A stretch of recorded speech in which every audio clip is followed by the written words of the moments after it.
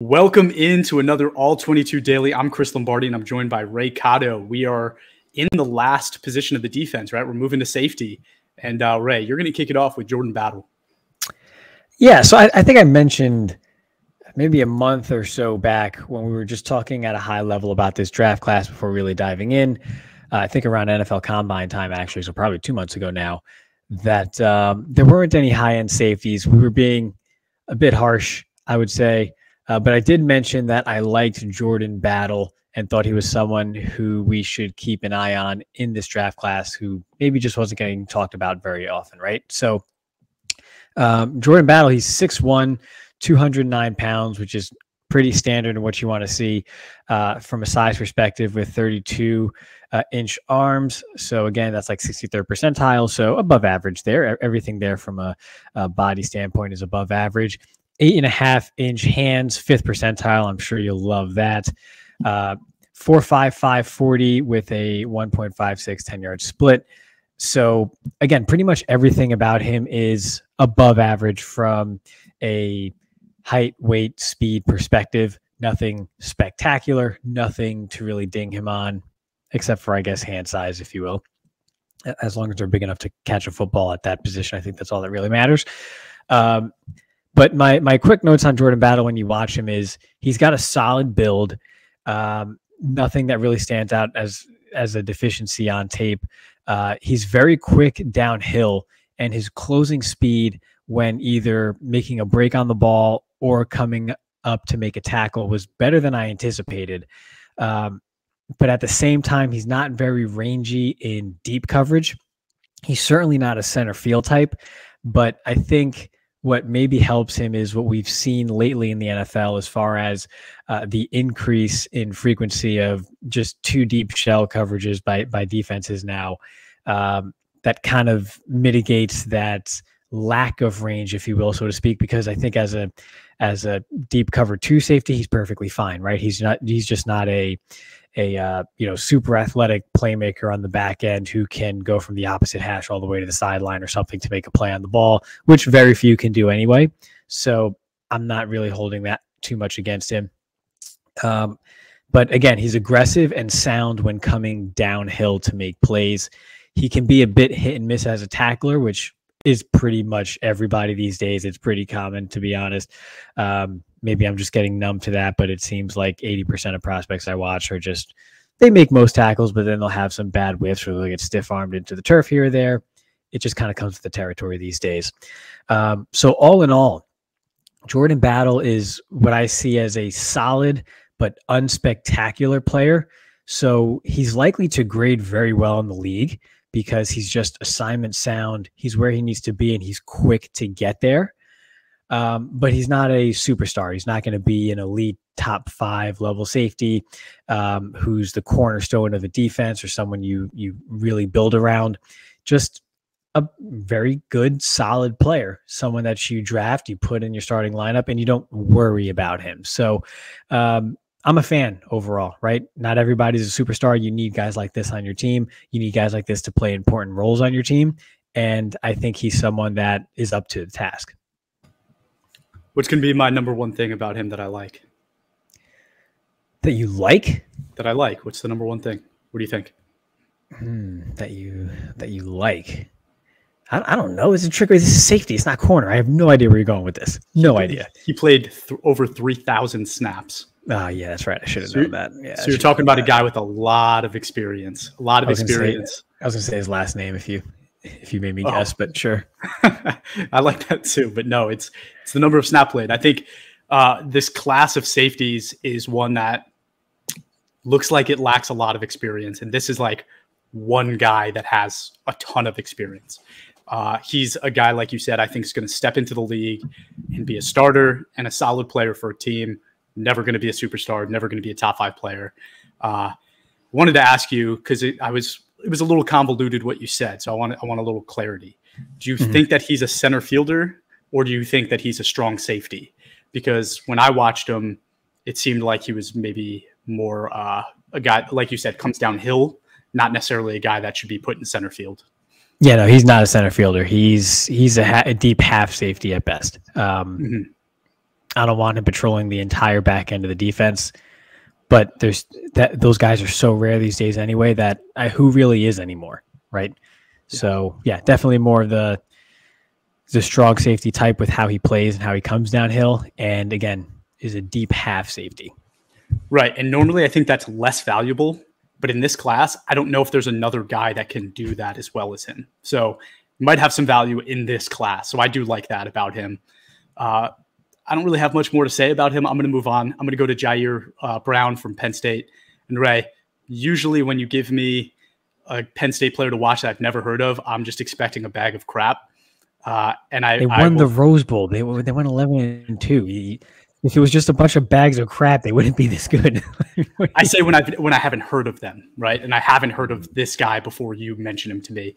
But I'm going to thank you for this one. He was fun to watch. He's a good football player. You should say that more often. You should say thank you more often. It goes a long way. Yeah, for sure. Yeah. Brown is a little bit older. He's 23 years old. He's 5'11", 203 pounds. And he's really not the best athlete. He ran a 4.65, and all of his jumping scores were very mediocre. So don't want to concentrate the conversation on that too much. But I want to talk about his film because I do think he's a player that's worth watching. And I think he's a huge playmaker. So start with that, right? Talking about his playmaking specifically, as a junior, he's a guy that had 5 sacks, 27 stops, which again, according to PFF, means that the defense won and the offense lost. He made a play that made the offense lose what they were trying to do, right? 27 of those, and then 4 interceptions. So 5 sacks, 27 stops, 4 interceptions. He played 58 snaps from D-line, 157 from the box, 111 from the slot, and 347 at free safety. That's crazy. That's like a ton of range, right? And like we're just talking about Jordan Battle, which is why I kind of concentrated on where do we think he would play, because I think he only has one place to play. I think Brown can play all over the field. So I love that about him. And I wanted to concentrate on the top competition he faced, which was against Ohio State. So I'm going to talk about some of the positives and negatives I saw when watching that tape. Okay. So it was 3rd and long, a short pass, and he comes downhill hard. Wasn't supposed to be there, comes downhill hard from about 10 yards away, stops the guy near the line of scrimmage. Super positive play. It's 4th down, turnover. Next play, or a few plays later, right? Lines up as a slot corner. It's in the red zone. He comes down and mans up on the slot receiver, covers it well, foot to foot. The guy runs it inside slant, covers it perfectly. Pass goes to Marvin Harrison Jr. Of course it does, on the other side of the field. So it doesn't matter, but it was a great positive play. I didn't see a lot of man coverage in his film, so that one kind of stuck out to me as an example of him winning in man coverage. So I love to see that. So then there was a play a few plays later. There's a play where they're still on that goal line run, and they do a run play up the middle. He comes downhill and kind of watches this pile form as it gets pushed towards the end zone, and just kind of watches it happen. Like he's 3 steps away, could have come in and, laid another body to keep them out of the end zone, and he didn't. And they scored, touchdown, Ohio State. Did not like to see that, right? It was weird for me to see a low effort play from him because of all of the other high effort plays I did see from him. Then I think the most glaring play on his tape that I've seen was a run play up the middle. Ohio State is down. It's the 4th quarter. There's 8 minutes left, and they run the ball up the middle. He is playing center field, right? He is the lone safety. He starts by trying to lure them, showing that he's actually playing the left side of the field in some kind of cover 2.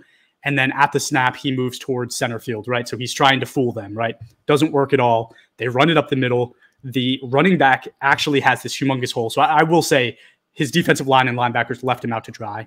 But the running back goes through this hole. They should have called timeout before the snap, and they did not. But yeah. So huge hole. Running back goes through it. But the running back sees him still moving towards center field, right? His momentum is still going away. Running back just takes it left, and it's a foot race, right? The angle that Brown took was not good. And on top of that, when you run a 4.65, you have to rely on your angles. He was way too slow and just gets run right past. Ohio State scores. Again, they were losing with 8 minutes left. They end up winning. All right, you don't have to go. You don't have to. All right, I do. No, I do. We get the point. Goodness. When you're a leader of a team and you make a play like that, it's momentum changing. And I just want to say, like, he was a leader of that team. So I was actually giving him a compliment on top of the crap sandwich that I was creating, right? But okay, so that's kind of what I saw from that game. So a lot of good and a lot of bad. There were a few in that game also zone coverage sacks that, you know, he was in perfect coverage, right? So love to see that. And I saw some other flashes on film I'll just quickly mention, right? His angles are usually fantastic because he is a step slow. He usually takes great angles. He makes good plays. He has great ball skills. He has soft hands. He had a ton of interceptions, right? And that is because of his great ball skills. So love to see that. It's almost like he had a magnet for overthrown balls. Like he puts himself in a really great position and he catches a lot of those overthrown passes, which is a positive. I'm not going to knock him for that, right? He's oddly a decent blitzer, considering his size at only, again, 5'11", and they blitzed him a lot. They sent him quite often, and he did well, right? He had 5 sacks on his junior season, so he has that versatility. Then the last thing, and the reason I called out that other play, is because he's usually a relentless tackler. If you were 30 yards away from him, he will run you down and make a play on the ball. Something that is exactly what I want for my football team. It was weird I did not see it during that Ohio State game as much as I would have liked to. And then lastly, he can shed blocks, right? Because he is a safety that plays both strong and free and in the slot and as a blitzer and all these other things. He can take on blocks like a strong safety can. And that was pretty cool to see from a guy without this great, amazing height. I think he held up against the good talent that he faced, and he's a good football player. I think he's going to have to play kind of like a hybrid role in the NFL. I don't know if he ends up being like a starter day one guy where he has a role and he knows what he's meant to do. I don't think it's that. I think he's going to be put on the field a lot because NFL teams tend to use 3 safeties a lot. And I think he has a really good NFL career ahead of him. So again, thankful that you let me watch him. Yeah, I think he's the kind of guy where if you draft him and you just say, okay, great, you're a strong safety now, you're just going to be my strong safety. You're doing yourself a disservice because he can do so many things well, but nothing necessarily outstanding. He's just a good football player. So when you draft him, like you said, he's versatile. You can use him how you need to use a player on your defense to fill whatever hole you have in your personnel, or whatever you need to get done. And he will do it, right? He's the type of guy that you'll draft. He'll be a big part of your defense and have a contributing role for a team or teams for 8 or 9 years. And he'll never be a superstar, but he can play linebacker in the nickel. He can play, a cover 2 shell at safety. He can play, kind of a zone slot type nickel position if you have to. Big nickel. He can do it all. He can do it all, but he's not an elite athlete. He doesn't have an elite ceiling. He's just a football player who will just get stuff done. And those guys are valuable. They're never superstars. They're usually drafted in the 4th or 5th round. And they just go on and have their careers. And they do well for the team that drafted them. That's pretty much what he is. I think, like you said, he's never been that athlete. I think he went to junior college, and then after a year or two of junior college, he was, or maybe prior to going to junior college, something like that, his only offer was like a D2 school in New Jersey that, no one's ever heard of. And he kind of bet on himself, went to junior college, got an offer from Penn State, and then kind of took off from there. And he was like the last kid offered in his recruiting class. He's that story, which is essentially, again, you kind of see that show up when he does the athletic testing. And for the most part, that type of athleticism is what drives recruitments. And he didn't have that. So he had to really take the long road to get to where he is today. So again, another not superstar in this safety class, but someone who does a lot of things well that coaches are just going to love, right? Fans will probably underappreciate him, but the coaches will love him. He's that kind of player. Sure. And while I think speed is often very overrated in the NFL, especially at the positions that they talk about it a lot, right? Receiver, running back, they talk about how speed is super important. I think when you really look at the players that are successful, it tells you a different story. Is the same true on defense? On the whole, no. Individually, yes, but on the whole, no. I think for corner, it's not overrated. I think you need it. You simply do. And yes, there's good corners who run low 4.5s, high 4.4s, but for the most part, you just need that speed nowadays in the NFL because of how spread out it is. But individual pieces here or there, you don't need the speed as long as you understand the angles and you're in good position. That's what matters more. Okay. All right. Tell me about the next guy, J.L. Skinner. Another interesting one. I feel like Boise State prospects are actually usually just always really interesting. But he stands out immediately when you watch him. He's 6'4", 209 pounds, and you just see this big, tall, long guy on tape. He tore his, I think, pectoral late in the season, so you don't really have any athletic testing numbers to go off of, but he did measure in 6'4", 209 with 32-inch arms, so again, good length there. And of course, your favorite 8.25-inch hands. That is the 1 percentile. I'm not even sure if you say 1th or 1st or 1. But yeah, really small hands for an otherwise really big and long frame for a safety. So again, I guess as long as they're big enough to catch the ball, I don't know. But for a big and long player, he was surprisingly agile to me, especially when moving laterally and kind of turning and keeping up with some out routes and corners and things like that. I was pleasantly surprised. It actually kind of popped off the screen how well he was able to sort of change directions every now and again.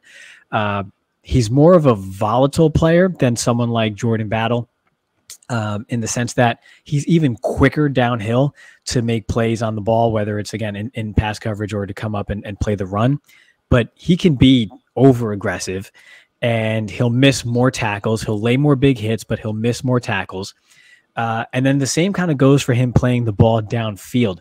Oftentimes, he will overrun the ball when it's in the air, and that will lead to some big plays. He has the range to get there, right? He's got these big strides. He covers ground, but just doesn't make a play on the ball all that often or all that well. So it's tough to reconcile, and it's one of those things where you get concerned. It's some guys just don't have that innate knack or ability or feel to track the ball when it's in the air. It kind of goes back to that comfort. I think I mentioned that with Trey Tomlinson when it came to sort of that press coverage and those fade routes downfield. Some guys are just comfortable in those situations and some guys aren't.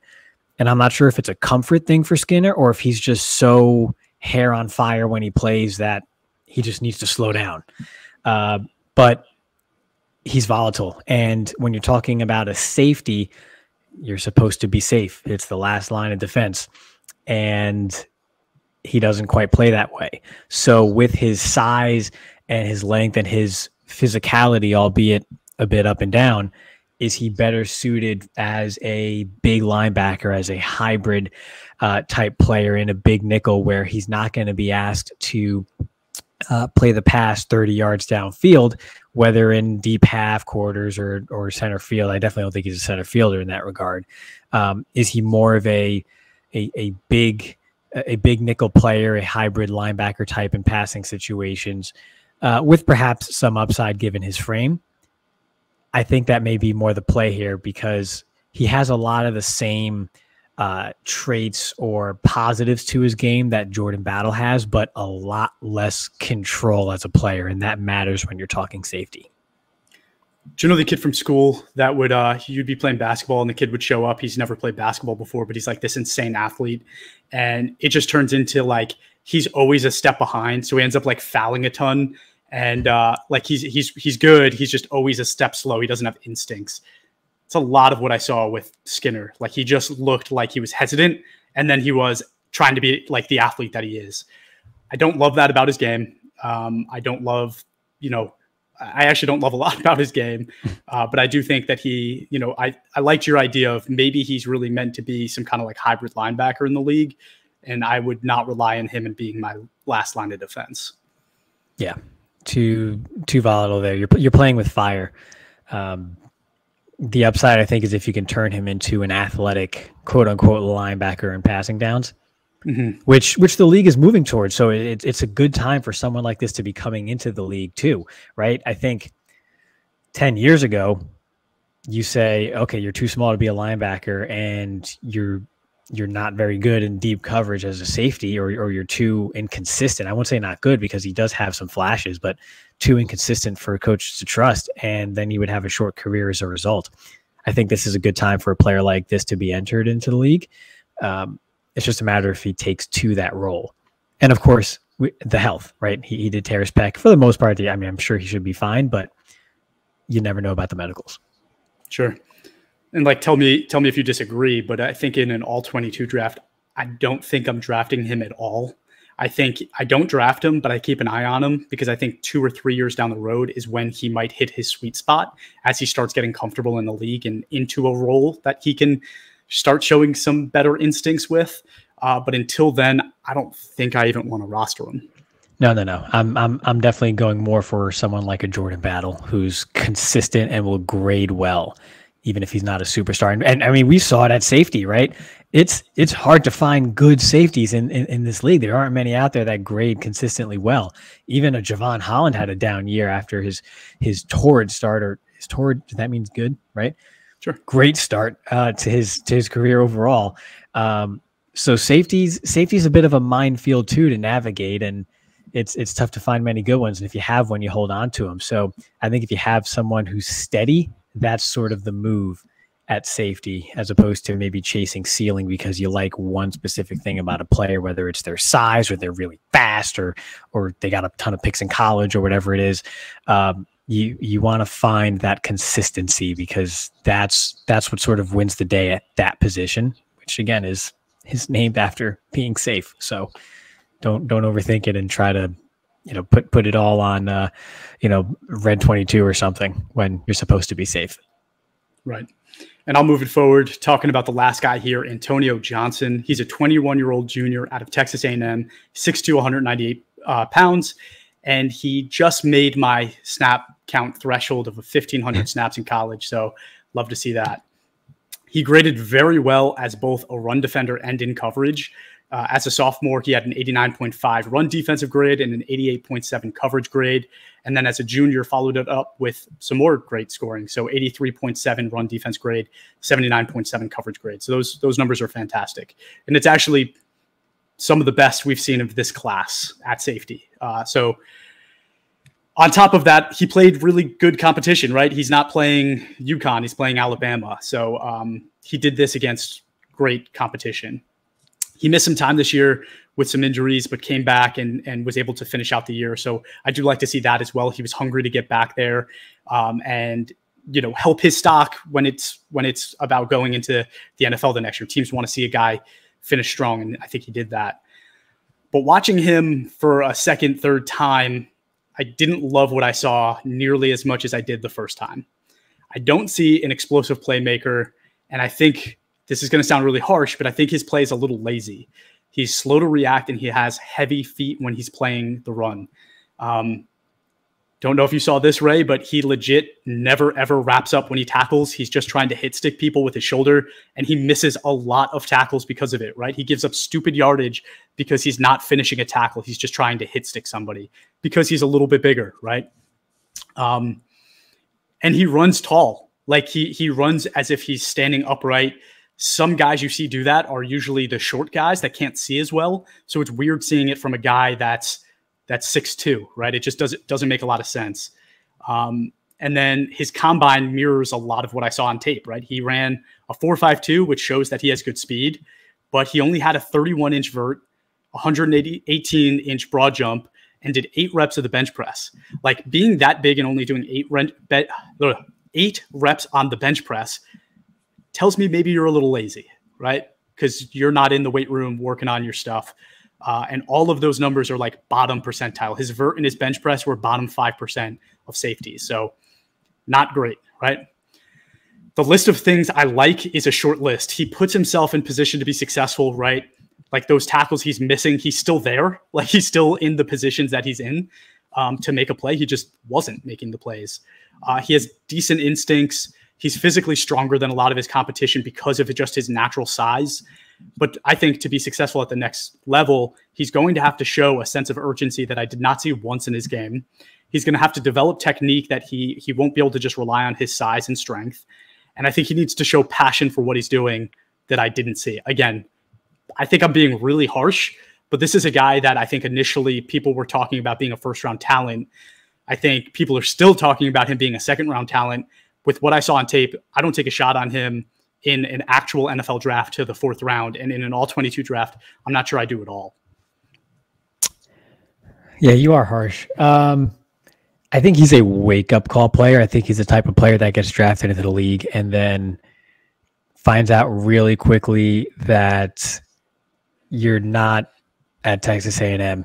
You're not in college anymore, that these are professionals, and you have to change how you go about things in order to be successful, because there was some laziness to his game.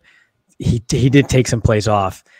And when you're on defense, I mean, very few NFL players as a whole can take plays off, and they usually play wide receiver, and they're usually very good at wide receiver.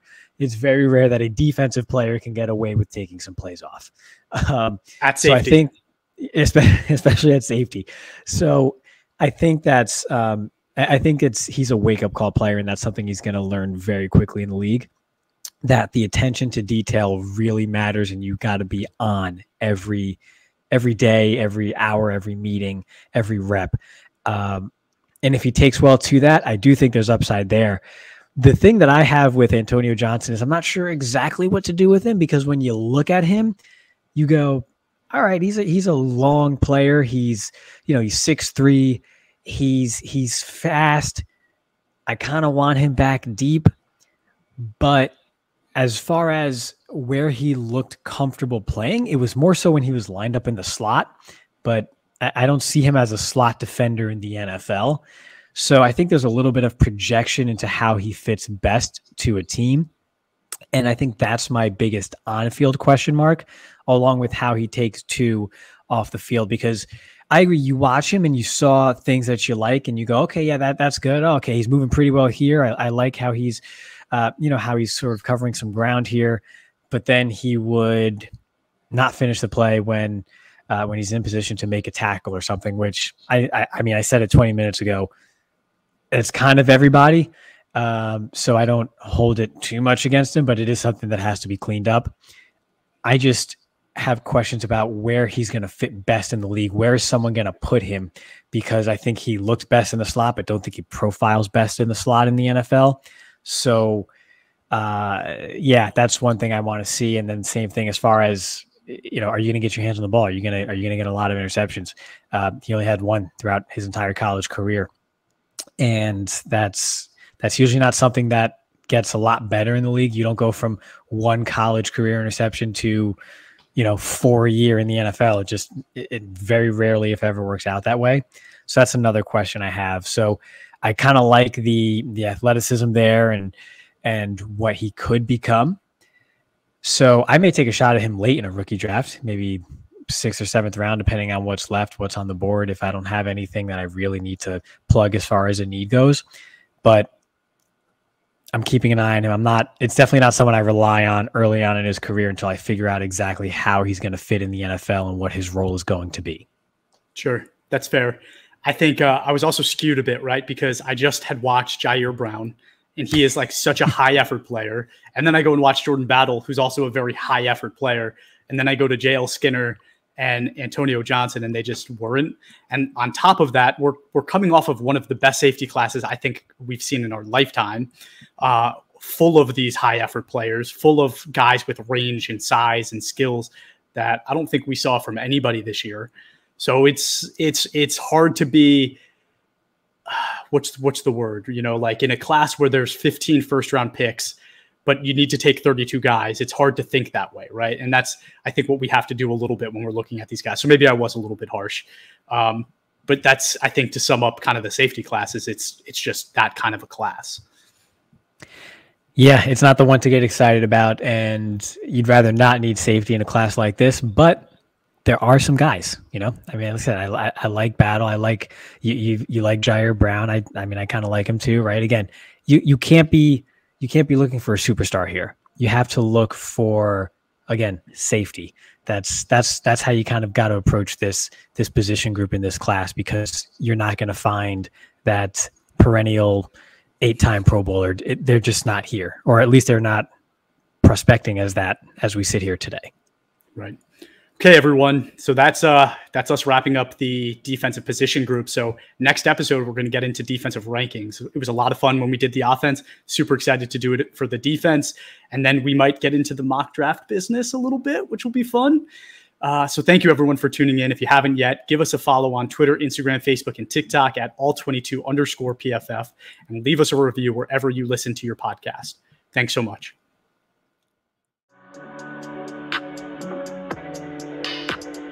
Go.